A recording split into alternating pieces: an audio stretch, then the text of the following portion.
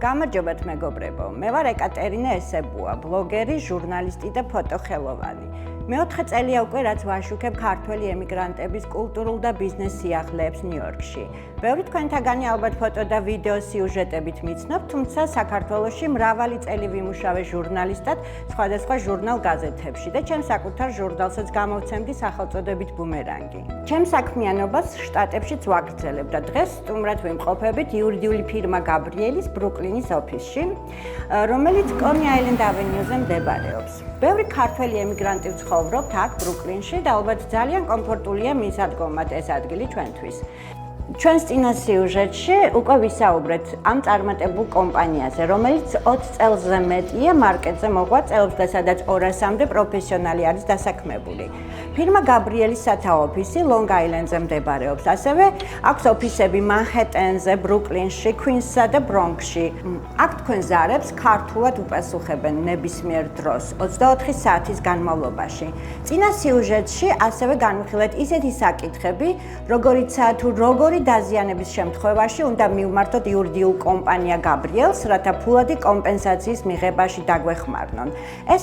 ეს შემთხვევებია მშენებლობაზე ან მოხუცთან მუშაობის დროს ფიზიკური დაზიანება, ძაღლის ნაკბენი, ქუჩაში დავარძნა გზის გაუმართავობის გამო, სამედიცინო შეცდომები და ასე შემდეგ. დღევანდელი თემა კი შეეხება ავტოავარიებს. რა არის პირველი 5 ქმედება, რომელიც უნდა განვახორციელოთ ავარიის შემთხვევაში? განვიხილავთ რა სახის დახმარებას შეიძლება მოელოდეთ იურიდიული ფირმა გაბრიელისგან იმ შემთხვევაშიც კი, თუ თქვენ შტატებში არალეგალურად იმყოფებით. 2024 წელს ნიუ-იორკში 100,000-ზე მეტი ავტოსაგზაო შემთხვევა დაფიქსირდა. ეს არის უზარმაზარი ციფრი და სამწუხაროდ ასეთ სიტუაციებში ნებისმიერ შეუძლია აღმოჩნდეს ავტოავარიაში, რასაც რა თქმა უნდა არავის არ გისურვებთ, თუმცა უნდა ვიცოდეთ, რა უნდა გავაკეთოთ უბედური შემთხვევის შემდეგ, როგორ გადავდგათ სწორი ნაბიჯები ჩვენი უფლებების დასაცავად და როგორ მივიღოთ სათანადო დახმარება.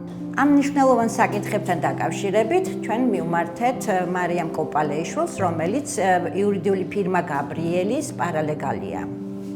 შევიდეთ. გამარჯობათ მარიამ. გამარჯობათ. როგორ გძანდებით? კარგად, თქვენ როგორ გძანდებით? მარიამ, თუ შეიძლება ჩვენს მაყურებელს მოუთხროთ იმ მნიშვნელოვანი 5 ნაბიჯის შესახებ, რომელიც უნდა გადადგას ავტოავარიის შემთხვევაში? რა თქმა უნდა, ავტოსაგზაო შემთხვევის შემდეგ მნიშვნელოვანია გარკვეული ნაბიჯების გადადგმა. პირველი ნაბიჯი არის პოლიციის გამოძახება. ეს ძალიან მნიშვნელოვანია, რადგან პოლიციის დასხვა მომავალში შესაძლოა გამოყენებული იქნას როგორც ოფიციალური დოკუმენტი და მტკიცებულება. იგი აღწერს ინციდენტის დეტალებს, რაც დაეხმარება გამოძიებას და სადაზღვეო სარჩელის დაკმაყოფილებას. ეს ძალიან მნიშვნელოვანია. რა უნდა გააკეთოს ამის შემდეგ? მეორე ეტაპი არის ფოტოების და ვიდეოების გადაღება. ეს მოიცავს არა მხოლოდ თქვენი მანქანის დაზიანებას, არამედ ნებისმიერი ხილული დაზიანებას, რომელიც შესაძლოა გქონდეთ. გადაიღეთ შემთხვევის ადგილი, გზის მდგომარეობა და ნებისმიერი სხვა დეტალი, რომელიც შეიძლება სასარგებლო იყოს თქვენი საქმისთვის. ამ ვიზუალურმა მტკიცებულებებმა შემდგომში შესაძლოა გადამწყვეტი როლი ითამაშოს. შესანიშნავია, რაც შეეხება მონაცემთა გაზიარებას, როგორ უნდა მოხდეს ეს საკითხი. მესამე ეტაპია მეორე მძღოლთან სადაზღვეო ინფორმაციის გაცვლა. ეს მოიცავს სადაზღვეო კომპენსაციის შესახებ დეტალებსა და სადაზღვეო პოლისის ნომერს, რაც ზიანის ანაზღაურების კუთხით მნიშვნელოვანი ინფორმაცია. ასევე აუცილებელია ავტოსაგზაო შემთხვევაში სარჩელის მხარეების საკონტაქტო ინფორმაციისა და სანომრე ნიშნების დაფიქსირება. გასაგებია მარიამ. რა უნდა გააკეთოს დაშავებულმა პიროვნებამ, თუ კი ავარიის შემდეგ აშკარად გამოკვეთილი ტკივილი ან დაზიანება არ აღენიშნება? მეოთხე ეტაპია დაუყოვნებლივი სამედიცინო მომსახურების მიღება. იმ შემთხვევაშიც კი თუ ადამიანს იმ მომენტში არ აღენიშნებოდა ტკივილი, თუმცა მას შესაძლოა მოგვიანებით იჩინოს თავი. სამედიცინო დოკუმენტაციის არ ქონა შესაძლოა სამომავლოდ გაართულოს სადაზღვეო ანაზღაურების მიღების პროცესი.